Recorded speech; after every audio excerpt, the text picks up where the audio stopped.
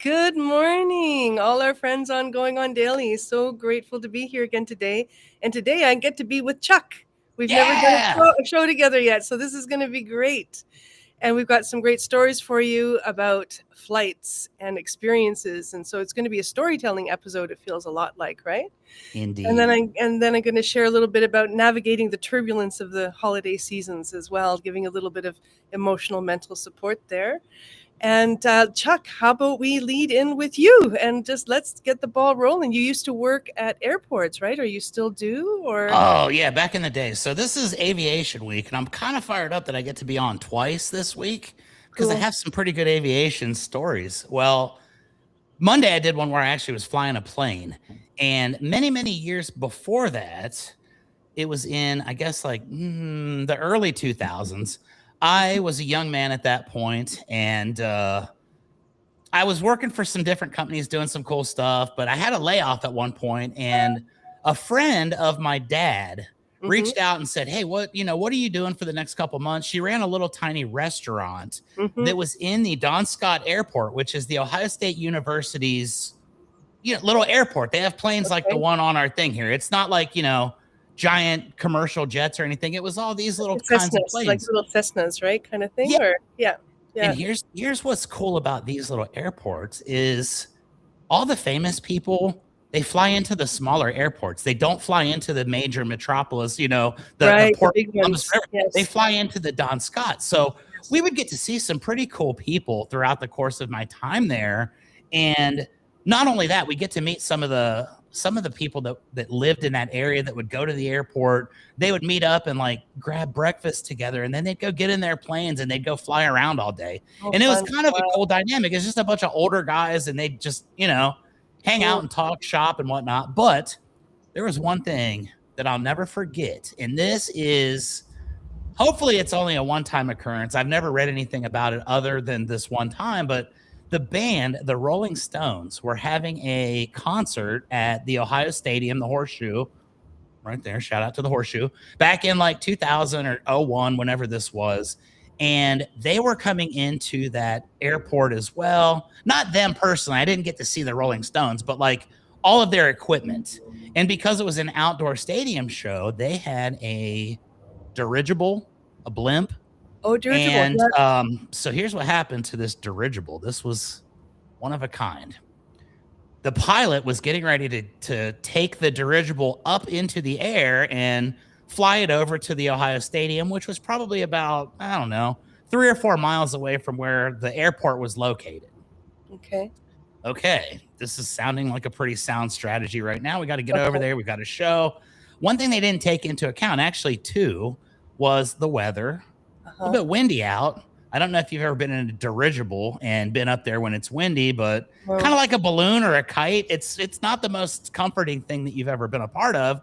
yeah. But they also forgot that there were overhead power lines.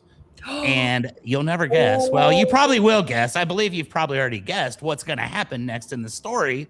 The dirigible for the Rolling Stones goes up. I laugh because nobody was hurt. Nobody was harmed in the making of this Thank story. God, eh? It Oh, goes up and it's like, and it just catches in there. And the guy is stuck in there because obviously, what are you going to do? right. And it was a whole process where they had to shut all the power. They had to get people out there with the buckets, and they got the Rolling Stones pilot out, but the thing was done. It just was, and they didn't end up having a dirigible for that show, which is kind of ironic because I think that was the main attraction outside of the actual band was, hey, we're gonna have a cool Rolling Stones. It had those giant lips on it or whatever that Rolling Oh, Stones logo is, and right, right, just right. a total disaster. Oh my Nobody really God. heard about it because it was a small airport, but that's just one thing. And I don't want to take too much time up because I have a tendency to do that with my stories. But I do have another quick story that I'd like to share about times at the airport. Yeah, absolutely. So when I'm working in this airport, I only worked there for a few months. It was a great deal because this was an older lady and her daughter. They were getting ready to retire. She was probably, oh goodness, I'd say 70, 75 years old at that point. So she's long gone, Nancy. She was an angel. And she would have me come in, and I was literally working there like 4 days a week, Monday, Tuesday, Wednesday, Thursday. And then she asked if I could work on Saturday mornings for a couple hours, and she was paying me cash. And I say this now, Okay, that's nice. I think Yeah. the statute of limitations, and I probably did claim that on my taxes. I'm sure I did. But she was paying me more than I was making at the other job that I had. So I quit my job, which I had been trained extensively for and like gone to Florida and done massive projects for this large company. I just quit to go work at a little diner. And it was the coolest experience. And all right. I'm not gonna we have a format here, Danny. I'm just gonna say. I appreciate you though. Yeah. No, go on, Chuck. I'm That's what I was all trying to yours. say. Yeah, we're gonna do our deal. We have a flow. It We just got goes where this. it goes. You know, Yeah. there's no rules or laws here. Exactly. Yeah. We got it. Keep on going. So we were, at the airport, there were a lot of different personalities that would come in. Very unique, the people that have their own airplanes and go out flying. Yeah. And I got to know a lot of these people individually, which was pretty amazing. So this is 20 plus years later.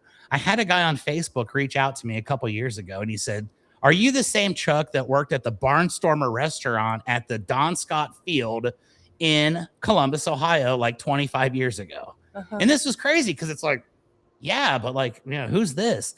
It was a guy named Ken.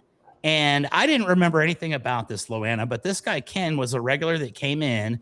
And apparently I invented some sort of a sandwich that I named after him. Oh, and I have no no way. recollection of it at all. But he's like, I still eat the Ken sandwich to this day. No and I thought it way. was funny. And I was just sitting here eating it at lunch. And I thought about you. And I remembered your name was Chuck Allen. So I just reached out, and I thought that was cool. But you got to meet a lot of really cool people. You got to see a lot of neat things, like Tiger Woods and his team would fly in, cool. and you could see, you had to stay away from them, but it was actually really cool. And I think that the smaller airports with a character like that are so much better than going to the major ones. Maybe DFW. I love Dallas Airport just because it's awesome. You could live there basically, but the small ones are so cool. They're so quaint. And I always tell people, if you ever get a chance to go visit one of those, or even just go up in a plane like one of these small ones, do it because it's so memorable and you'll have a great time.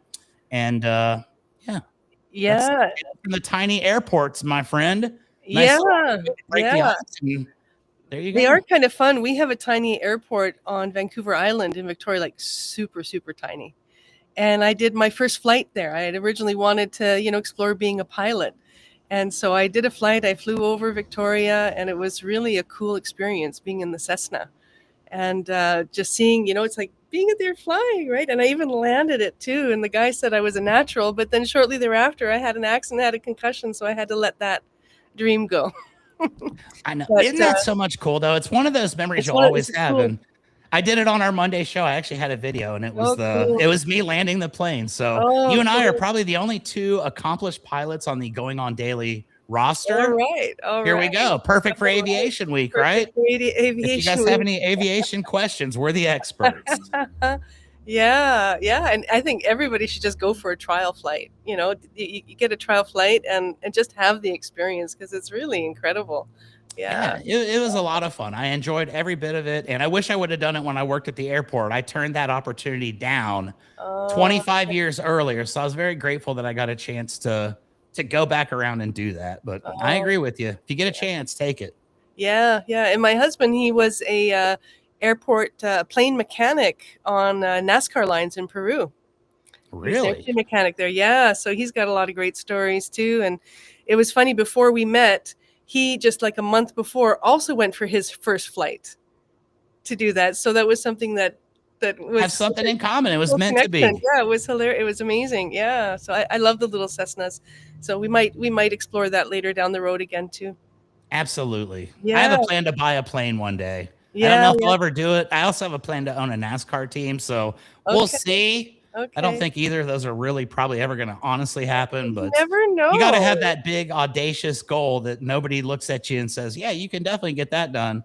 I think a plane and a NASCAR team are we live in the quantum field of possibilities, my friend. You are right. When something's aligned, it's totally possible when we direct ourselves to it. I wouldn't shelve that one yet. Well, stay tuned because I have some plans. Awesome. Well, I love it. everybody, this is season 2, episode 262, and so happy to be here. This is my second time leading, and this is a whole new experience for me. So I'm grateful to be here with everybody, and just wanted to remind everyone where you can catch us on social media. I'm going to read through the list so I don't forget a thing. So you can watch us live on YouTube, Rumble, Kick, at Rhode Island Broadcasting, Twitch at RI Broadcasting, Twitter or X. I still look at it as Twitter too, at Broadcasting RI. And you can listen to us on Red Circle, Spotify, TuneIn, and iHeartRadio. I'm still wanting to explore iHeartRadio. I've never looked into Oh, that. I love it. I use Is it it? every Yeah. day. Yep. Okay, I want to check that out.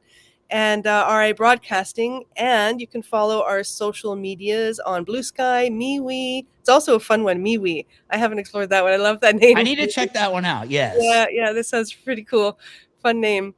Parlor, Gab, LinkedIn, Space Hey. That's also a fun name. And You gotta RI say it like this Broadcasting. though, Luanny. You gotta be like space. Hey. Oh, I like that. That's Space I realized that Hey. that's the way to do it. Becky says it like that, and I was like, you know what? I think that's how they intended for it to be said. I like it. It makes me think of Will Smith in Men in Black. There you go. When he called Kay. Just that jumped in my head like that. It's one of my favorite movie series. I love it. Yeah. And so thank you everybody for being here. And I'll put in that extra request to like us on Facebook so that we can start streaming there again after we lost our 10,000 viewers through the universal glitch of whatever.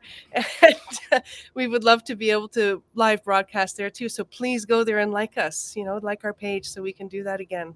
And then our next story, Chuck, this is you again. Can you hack it? Plane hacks. This is going to be No, fun. that's not me. That's not you? We may have a technical difficulty. I think Plane Hacks was on Monday's show, Oh, if I'm not mistaken.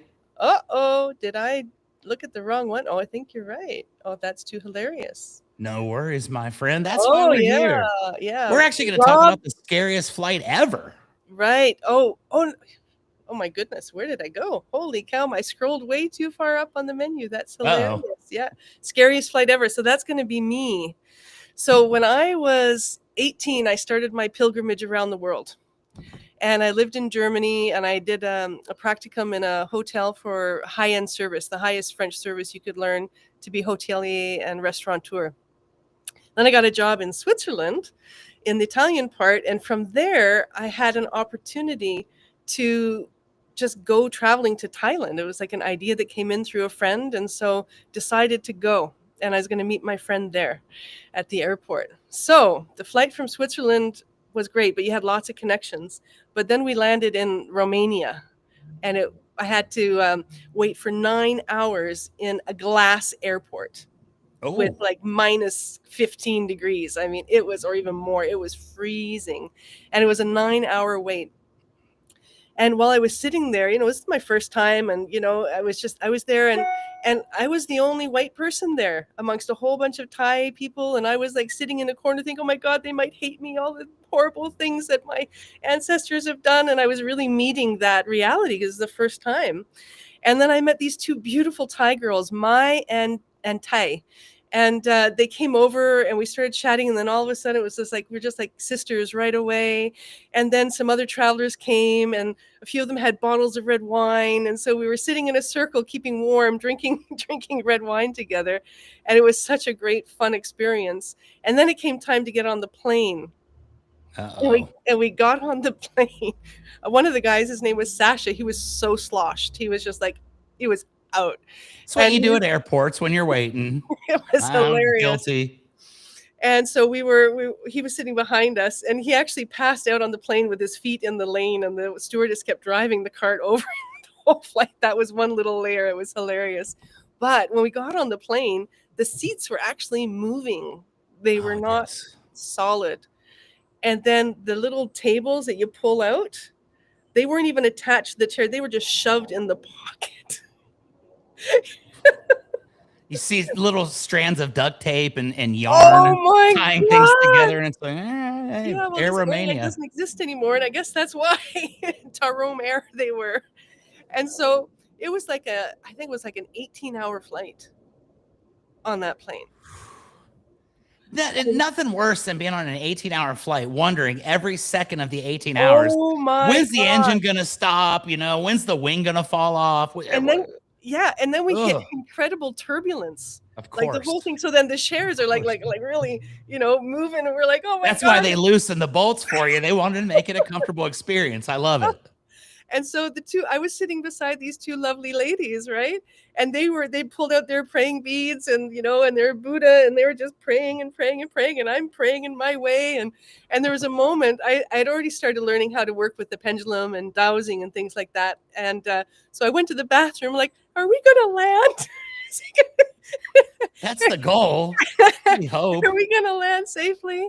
And so we ultimately did. But oh my God, that was a ride I will never, ever, ever forget. And then we were late.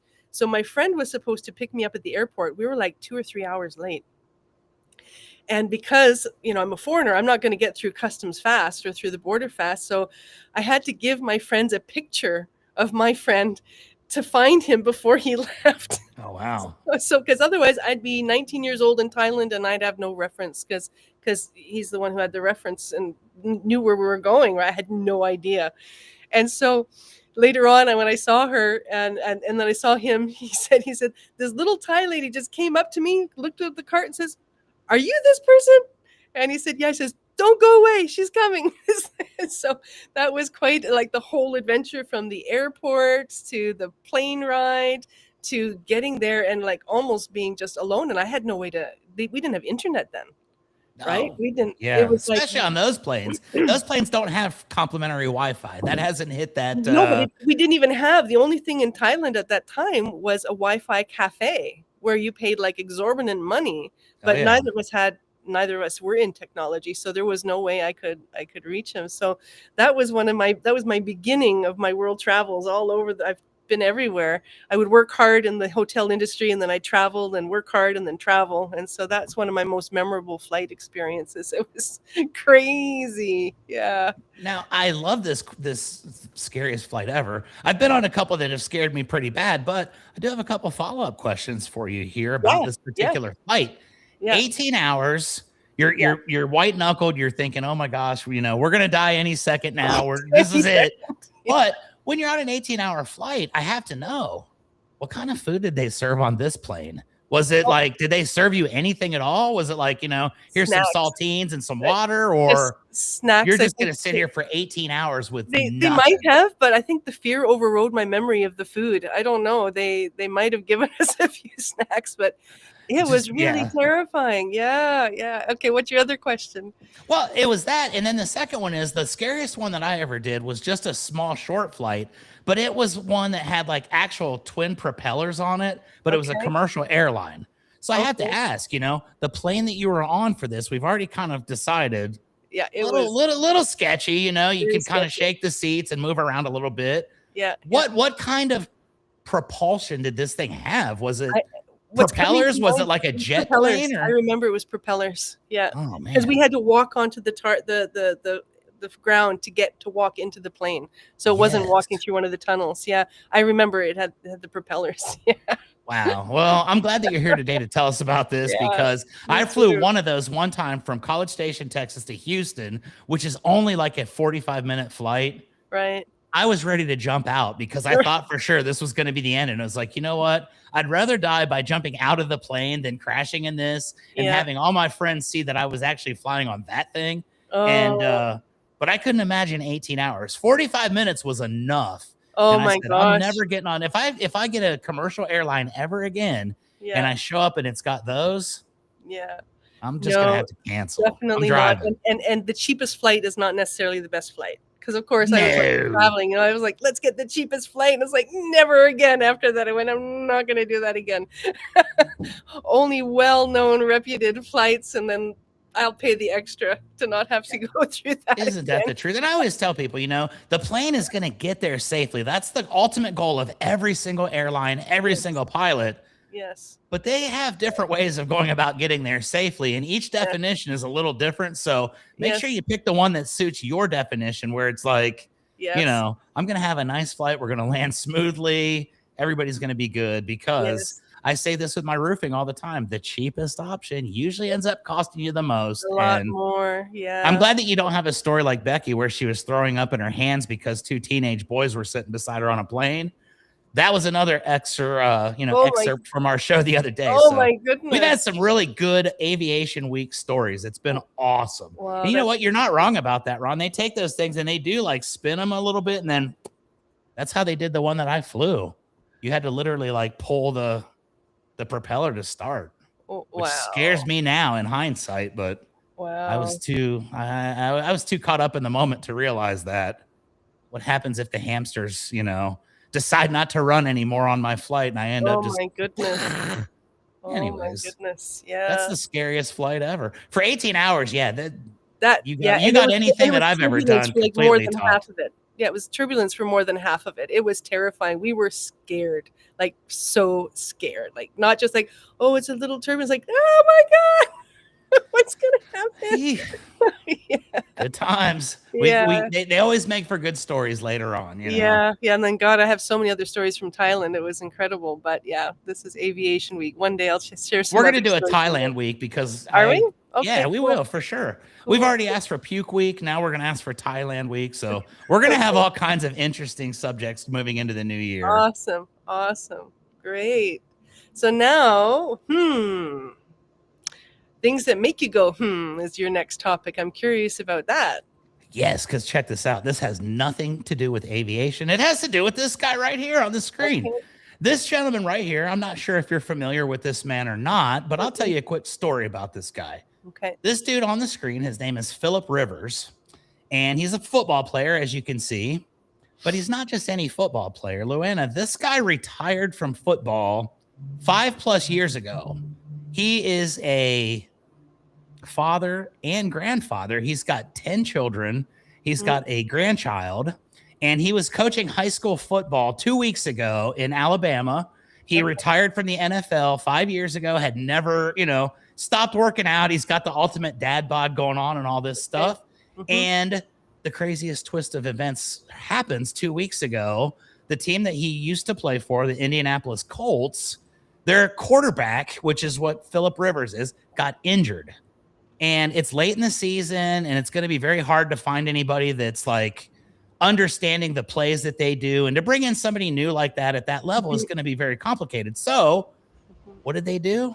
They called our friend, Mr. Rivers, the grandfather, high school football coach. Wow. And the reason why they did, is twofold. Number one, the coach of the team here, who he is actually older than his head coach, used to be his coach when he played in San Diego years earlier. So they had a good relationship, a good friendship. They understood each other so much to the point that Philip Rivers, for his high school team that he's been coaching, he uses the exact same playbook that the head coach of the Indianapolis Colts uses for the NFL. So he literally knows the entire playbook. He understands the concepts. Now it's just simply a matter of, well, dude, you've been retired. You're 44. You have not been out here playing any kind of football.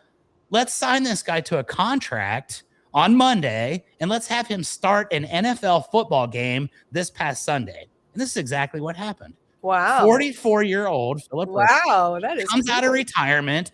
He was a high school football coach sitting on the couch eating potato chips the week earlier. Had never envisioned this happening. They call him up. He says, you know what?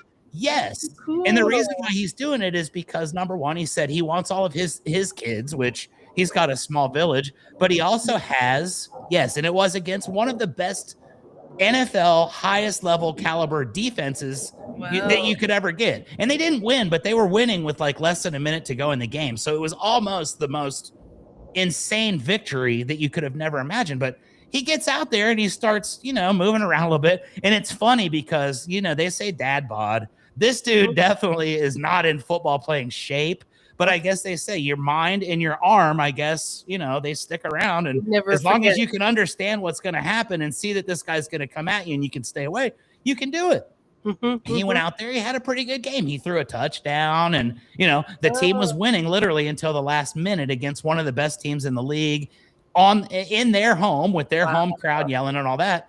And I thought, man, that's crazy. Like this guy's so likable that everybody just said, this is insane, but It's cool. I think everybody was Totally cool. watching the game saying, we're rooting for him. When he threw the touchdown on the screen, they showed his high school team that was all gathered together at a restaurant. They all started cheering, coach just threw a touchdown in the NFL. Oh my and gosh. He's going to come back again this week.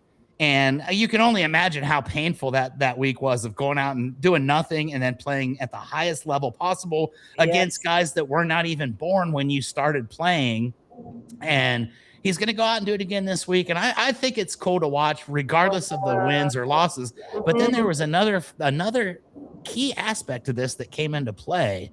And it really made me kind of wonder. And this is things that make you go, So Phillip Rivers, he was also, he's a nominee for the Hall of Fame this year. He'd been retired long enough that he got on the ballot for the Hall of Fame. And now that he went back and played, obviously that gets taken away. And now he has to retire and wait another 5 years. Oh. But he didn't care about that. He said, I don't know if I'm getting in there anyway, but this is like a once in a lifetime opportunity. So I'm going to do it no matter what. Wow. And something else that I discovered with the NFL, the players for 5 years after they retire, they have complete health coverage for themselves and their families.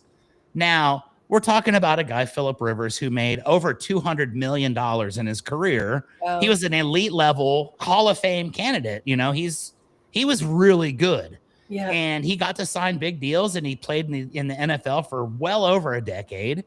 But his health insurance was going to expire at the end of this year, which is what, a week and a half from now? So he literally got a call, and I don't know that this probably even came into his mind, but now that he's played a game, his family gets free health care for another 5 years before it terminates again. So with 10 kids and a grandkid, health care is not cheap. And I know he's got $200 million, but still, that's pretty smart, right? Yeah. I would think that would be the biggest win of the entire scenario. But it's been fun to watch, and I really like seeing these stories. I love underdogs. And even though this guy was an elite level, top tier guy, that was a long time ago. And then when you see someone come back later, it was like when Mike Tyson last year came back and got in a boxing match. Yeah. He didn't look like Mike Tyson, and he got beat up pretty good, and it was kind of phony looking. But the nostalgia, it draws you in. And having old man Rivers here go out there and do that, it was one of the coolest things. And then they show him on the sidelines, and he's mentoring all these kids that are just a couple years older than the high school kids that he's got now. So wow. What an awesome.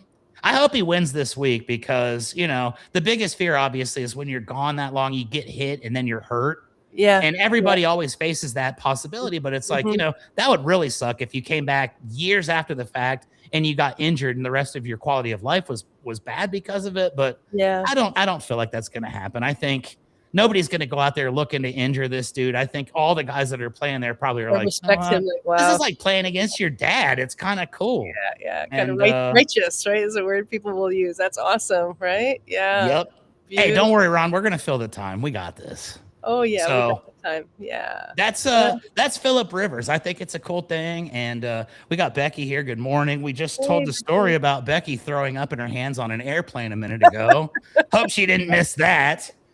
And I had Becky as our backup plan in case neither one of us knew how to do the space hey and me we stuff. I have a whole audio clip over here. I was going to hit it, and she was going to do our call outs for us today, but we pulled through like champions. So here we are. Awesome. Oh, Ron's saying to play it anyway. All right. Well, we literally just went over where you could find us, but I will play the Becky clip real quick here because I was not sure if either one of us would be able to fluidly do this. And please know, I cut this off of our show from the other day, so some of the commentary may not fit into today's program, but here we go. This is where you can find us. You can also listen to us after the fact on iHeartRadio, Spotify, Red Circle, and tune in at RI Broadcasting. You won't see our faces, but that's okay on days like today. You will hear us. Exactly. You can follow us on all of our socials at MeWe, LinkedIn, TikTok, Space Hey, Blue Sky, Gab, Parler, and X, Twitter, Broadcasting RI or RI Broadcasting, and of course our Patreon at RI Broadcasting, where you can support the show, get yourself some swag. And we are on Facebook, going on daily morning show. You know, it's not RI broadcasting RI. It's your going on daily morning show because we got scrubbed a few months ago. So follow us there. And of course, we have a website now. So I can't help. Let's look at what that is. We have a website at RhodeIslandBroadcasting.net, where, of course, you can donate $10 million if you feel so inclined. And you can also vote for our Hall of Fame, which is different every month. There you go, ladies and gentlemen. Now, if you don't know where to find us, you've been told twice today, and that's messed up. And that leads us in. Becky just gave us the perfect segue into our next segment. Go for it, my friend. What do we have next? Yeah, well, turbulence doesn't just happen, 30,000 feet in the air. It happens inside of us sometimes, emotional turbulence. So I often use the metaphor of nosedives. Yep. Right? Where especially at this time of year, I thought this would be a good time because this is a nosedive season for many people, right? And it has been for me in the past as well. And so I just wanted to offer some thoughts and some support for that, because Christmas, although, on the surface it's all lights, it's the season of lights, but it's also the season of shadows. Right. And so when we only glorify and look at the light and we sort of put the shadows behind, what happens is those shadows actually get stronger. And I remember Christmases as a kid too. And God bless my mom, she's passed away. But oh my gosh, she was so afraid of anything going wrong that Christmas became very stressful. Right. And then she wouldn't understand, and then because of that stress, things would go wrong. Right. Once you tell yourself it's going wrong, get ready, because you are exactly right. And so from that angle, sometimes family gatherings, we go in with all kinds of different stories, especially once we're not kids anymore, right? We have emotional wounding, intentional, unintentional. We have confusions about, everything looks so fake. I mean, for me, I was always a rebel. I'm like, this is just so fake. I didn't like it, right? And like, let's be real. Let's be, it's commercial for sure. And just not only the commercial, but I love Christmas for the meaning behind it, the coming of the light. And, I relate to Christ, the Christ consciousness and energy. And so I understand, I love that now, and even then I understood it a bit. But the whole idea that Christmas has to be perfect, that everybody has to be perfect, everything has to be perfect. And that creates a lot of pressure too, right? And then it creates like we're not quite able to breathe and just naturally be who we are, or to meet the challenges with grace versus with, no, this can't happen. Right. I've been there. Which is what happens in a lot of families. And it happened with mine, with my mom, right? And then there's grieving, for me, I lost my sister and my mother in a period of 3 years, just 3 years ago. And I just had my birthday. So for me too, there's navigation. I didn't have them calling me for my birthday. I won't have them calling me for Christmas, or I won't call them, right? And even though we had challenging dynamics, but still that's gone. And so there's a lot of people that are grieving, lost loved ones, family members, even lost relationships, right? So sometimes Christmas, even though it's supposed to be the time of gathering and family, it can be the loneliest season for a lot of people. Right? So a lot of grief and loss can come up. Financial pressures can come up. You want to buy gifts for people, but oh my God, I'm looking at my account balance and right. How am I going to do that? Get through the most expensive season really of the year, right? Yeah, it is tough. It is tough. Right. And then there's, comparison. Well, they look so happy. Why am I not happy? Depression, if we have anxiety. So there's all kinds of these, I call them shadow emotions, because where there's light, there's shadow. So we have the light nature of who we are and our personality and our, the essence of us. But then we have these unresolved shadows of pain and confusion. And our world does not give us tools to navigate that. We're just, told, put it under the rug, suck it up, just keep moving. Don't be complicated. Don't start something, right? And things like that. And so all of these things, they kind of suffocate our capacity to actually have joy in this season of joy and light. And so what activates our triggers are the stories that we have, right? And so we'll meet a family member, and then all of a sudden, we got the reel going on, right? There's this reel of all these, past tensions or disagreements or whatever, or the reels of our losses. And then these stories, if we don't know how to interrupt them, we start believing every thought we have. And then we start spiraling into that pit of despair, of which I know very well. I've been there. I even decorated it. I knew it so well. I spent lots of time there. I wondered who did the decorating. It looked nice. Trust me. I spent some time there. Yeah. Looks good. Nice job. Oh, thank you. Right. So, and not to say that, here I am, I have my lightness and my joy, but I have been there, and my joy has actually deepened because I've been there. And so that's one of the things to understand too, that pain is actually a portal and a pathway to deepen our own connection to self and life and each other. But when we haven't been given the tools to understand that, then we just think pain is horrible. We want to avoid it at every cost. We want to avoid conflict at every cost, but meanwhile, these are the main catalysts that actually, create the depth that give life meaning and make us appreciate what we have, because life is temporary, right? But when we have these emotions, we think they're permanent in those moments. And so one of the key things is to remember, this is not permanent. There is no emotion that's permanent unless I make it permanent. So even biologically, a fact is that a natural emotion, the lifespan is only 95 seconds. That's it. And then we prolong that life for as long as we choose to. And that's the unfortunate reality. We choose to do that. And, people hold on to a lot of trauma, a lot of things from the past until their very end of their life.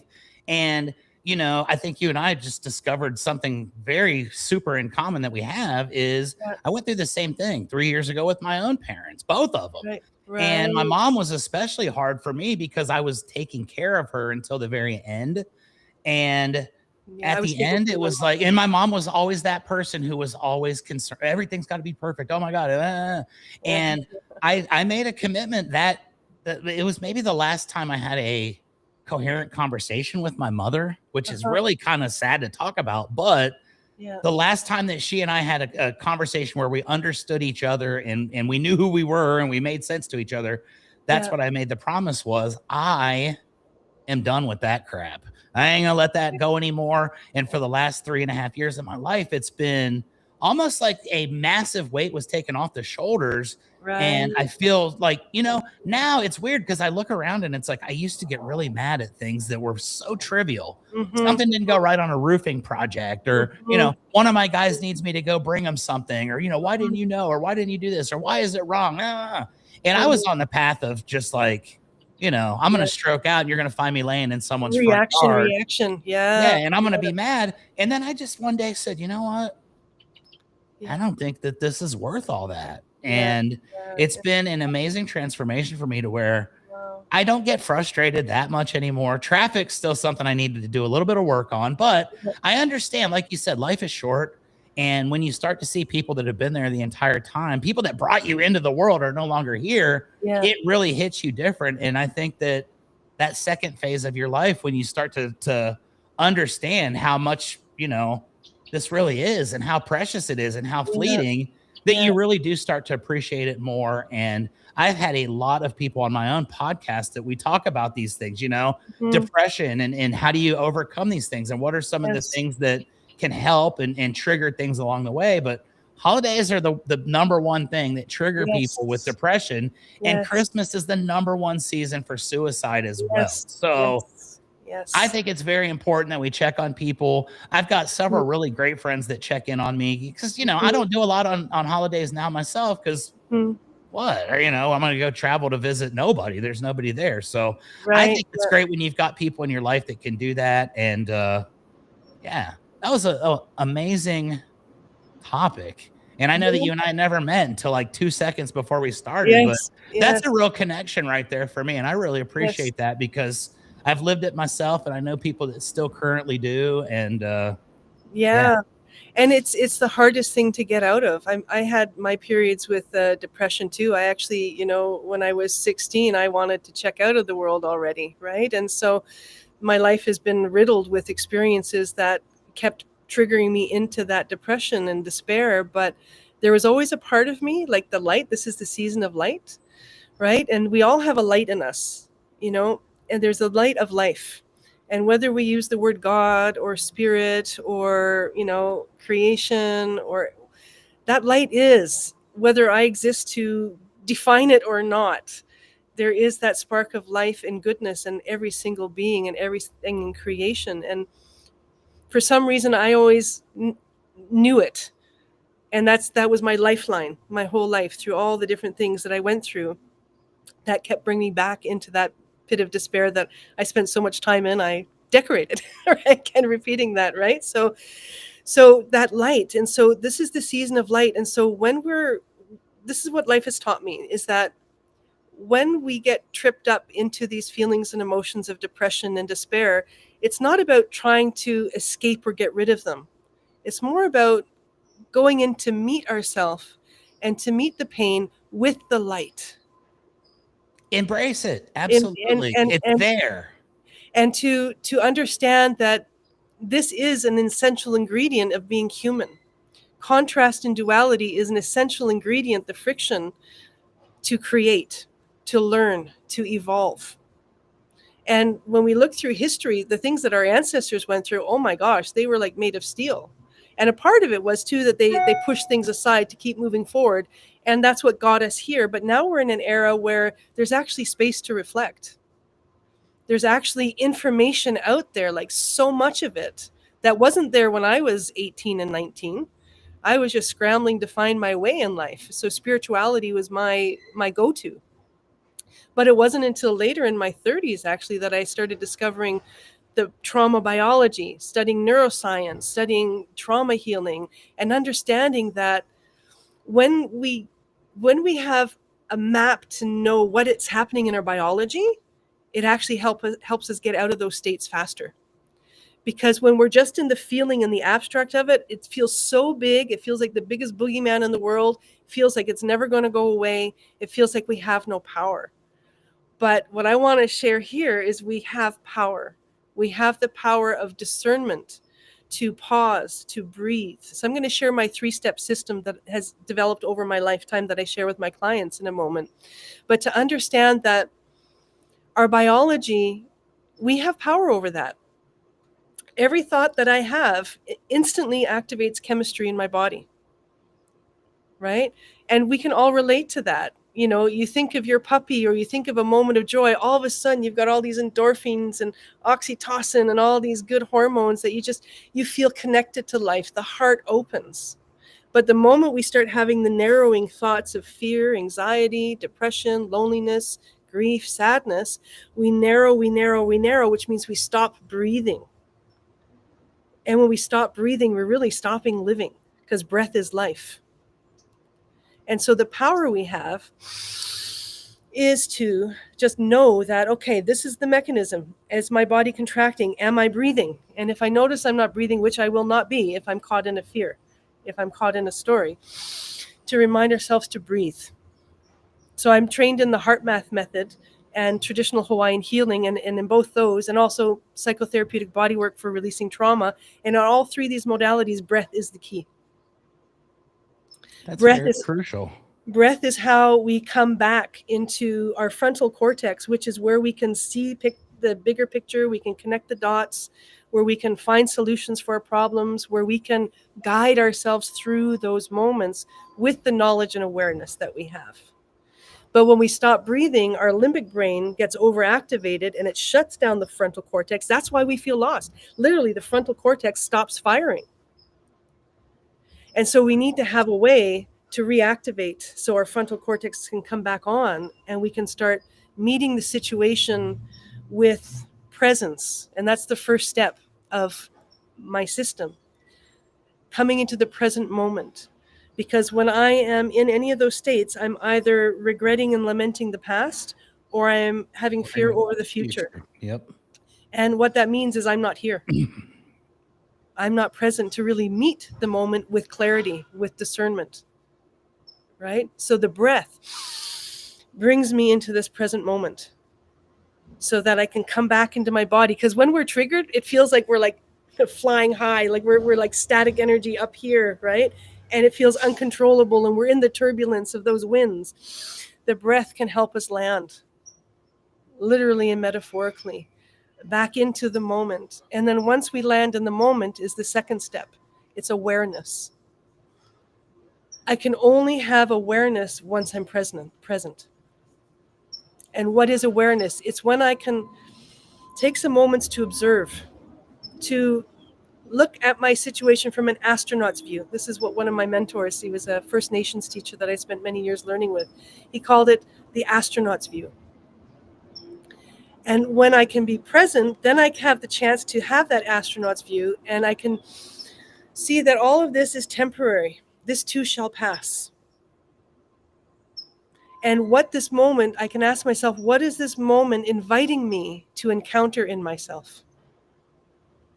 What pain am I holding that this moment is activating for me to finally unwind and release, versus keep winding up and hardwiring myself in it more deeply? Because that's what we do when we don't have the tools. We just keep hardwiring ourselves in our story, confirmation bias. It gives us all the reasons why, yeah, I'm right, this is true. And so we have to know that this is a reality for our mind and our biology. It's not just emotions. And when we know that, we can actually take constructive action to bring in love. And that's the third part. Love to the moment. Love to that past child self, perhaps. Love to the part of us that's grieving.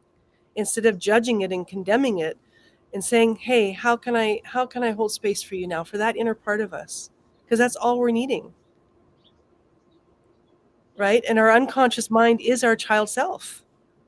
All of our unconscious beliefs, they were born in us. Absolutely. When we had no other reference points to understand, so we made conclusions and stories, right? And then later on, those conclusions and stories got validated by more experiences that validated why we felt what we felt. So to break that loop, the breath, and I tell my clients, it's the best medicine, and it's free, and you have it 24/7 to come home and land in yourself. And when we can rinse, wash, and repeat, presence, okay, broader view, awareness. Once my frontal cortex is activated through breathing, because breathing signals to my nervous system I'm safe. And once I feel safe, then I can take observation. And the only way I can meet the shadows in the dark is if there's the light of love. Through understanding, through knowledge, and through compassion, realizing, we're all broken. We all have wounds. There's no human being that doesn't. Even those that think they don't. One day, the day will come, because we all do, unless we've already evolved through, unless we've met our shadow selves. We have it. Some of us hide it better than others, right? And we do that because we survive. So there's no judgment in this. This is always, we're all doing the best we can to survive. Absolutely. And unfortunately, we develop a lot of distorted coping mechanisms to do that. And that's where conflict and harm come in, towards ourselves and towards others. It's actually also the root of narcissism, extreme trauma, right? And so that can be another topic.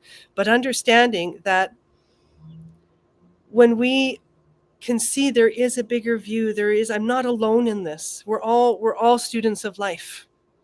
I don't have to be perfect. I just need to be present. I need to learn to be present. Then it becomes possible that I can actually meet these harder moments, and they can shape me. Like one of my favorite Sufi poems, I'll paraphrase as best I can, from Hafiz. He says, "Do not surrender your loneliness so quickly. Let it season you as very few divine or human ingredients can." That is deep wisdom. And when I can understand that my pain isn't there to crush me, but it is a ripple effect of also centuries of humanity living disconnected from the heart and soul, not having the information needed to navigate the complexity of being a human being with a nervous system, right, that feels and reacts out of hypervigilance and past trauma. And if we don't know that, we just think, oh, that's just me. But it's not. None of us started out with that. So when we can embrace the paradox and say, okay, life is struggle, it's hard, but also that struggle bears fruit when we engage it and encounter it with awareness, with presence, awareness, and love. Then it becomes doable. And it's not a silver bullet, but then we can breathe and we can progress forward step by step, little by little. And so I wanted to share that today because, yeah, it's just a week away from Christmas. And I remember my body was already like activated in the past, of nervous, of anticipating, of having my arguments in my head already, for I know what's going to come up. I know the comments are going to have, right? So, Right. So the story. So my invitation is to, whenever the stories start playing their reels in the background of your mind or in the forefront, take some breaths and realize there's always more to the story, because as long as we're reacting, it's actually a sign we don't have all the information. And it's I'll just, tell you what, that right there, you have absolutely made my day. oh, And after we're done, I'm going to ask you if you'll come be a guest on my podcast, because I need like another hour or two to talk to you about some of the stuff that you've just touched on. I'd love that. Well, what an amazing perspective. And I think that that's something that a lot of people just kind of compartmentalize, especially now, like you said, trying to just get through this, trying to do your deal. And everybody's like, Merry Christmas, Happy Holiday. And you just kind of play along with it because you feel out of place otherwise. But when you realize you're not out of place, I think there are probably equal number or maybe even more people that go through this on a regular, every single year they have to think about these things. And it's like, man, and just taking a second and just realizing everything's going to be all right. Yeah. That's not the scenario any longer. That's in the past. We're not going to have to rehash that. We're not going to have to live it anymore. Let it go. And I think once you understand how to let things go, and you can literally in your mind just say, I don't want that anymore because it's not good for me, and realize that looking out for yourself isn't selfish. I think that a lot of people feel that way, like you almost feel like you're a narcissist if you stand up for yourself or if you want what's good for yourself. But I think once you get to a certain point in life and experience certain things, you're like, I really don't care if you guys like me. I'm just here and I'm having fun. And anybody that wants to be my buddy, we're cool. And if you don't, hey, best of luck to you. We're all going to be gone 100 years from now. So I wish everybody the best. I hope we see something earth-shattering and life-changing every single day that we're here. And I hope we get to meet people along the way that change our lives and give us different perspectives. And I'm thankful for this morning because I just got that from you. So thank you. Thank you. And I just like to just add there, like the letting go. It's like, well, how? And the way I've learned is it's just being present and honest with the moments. Honesty. That's really the most important aspect of it. And you honest have to be with able to tell myself. yourself the truth, even if it's not what you want to hear. And the moment I do that, and I do it with my breath, it's like the knots that are inside, they just naturally, organically start to disentangle, because what we're all needing is we're needing to be seen. But the person we're needing to be seen by is ourself first. And that's why it doesn't matter how many, people can say we're amazing or they love us or whatever. If we don't have that inside, it's never going to land. It's like going into an empty well. So we have to fill our well. We have to meet with presence and honesty and own our shadows and our light and learn from them, right? And the narcissism is a spectrum. There's positive elements to narcissism. It's a spectrum. We all have narcissism, and it is a part of our protection defense mechanism, right? Absolutely. So we can go have a conversation about that. There's a lot to go into there, which then broadens the understanding so that we can also soften these absolute black and white statements about narcissists, because, hey, we all got it. And the thing is to learn and realize we all got it. And where does it show up for me? And then when it shows up, how can I navigate that? Because when it's showing up, it's actually showing me where I have pain. It's actually showing me where there's something that's needing resolution in me.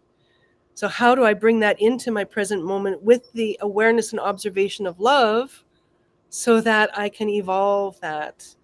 And, you know, and also embrace the, you know, if we didn't have you and I, if we didn't have a little bit of, you know, ego in us, we wouldn't show up on the show. That's true. We, All my roofing buddies tell me the same thing. you know, an ego is actually for me a force of good when it's informed rightly. But most egos are wounded egos instead of healthy egos. And that's another topic, right? So to understand ego isn't all bad when it's in balance. Because without ego, I wouldn't get up and go out my door even. You'd be afraid of everything in the world. Absolutely. So breathe it in, let it all be what it is. And then let's just find out how to work it better. How to have these elements of us that are shadow and light. How can we use them in a synergy and an alchemy that progresses us forward and enlivens and enlightens us to live a better life and to love each other more through learning to love ourselves. Yeah. There you go. That is a amazing topic right there. And this segment was awesome. I'm glad that we went through the other ones a little bit quick because I felt like at the end of the show, we were going to be able to just kind of tie everything together and have a real good conversation. Real quick, we definitely want to say thank you to everybody that's watching today. We got Jake. Jake just subbed to my podcast, Keeping It Real. So I appreciate that sincerely. Awesome. And thank you, Luana, for bringing that to the discussion today, because what a great topic that I think a lot of people try to avoid and ignore. Yeah. And I have so many people on my podcast. We talk about mental health and we talk about going through these different cycles in life. And like today was meant to be. So that's awesome. You and I are both airline pilots. We both had horrible flight experiences. And one other thing that we have in common, I believe that what you're sitting in right now is not a virtual background. No, you're sitting outdoors. I am nice and warm with all the nice, beautiful trees in the back. I got a blizzard going on back here just because our friends over in Canada, you know, I want them to feel like we're also a part of the family. I'm here in San Antonio. I literally kicked the air conditioner down before we started.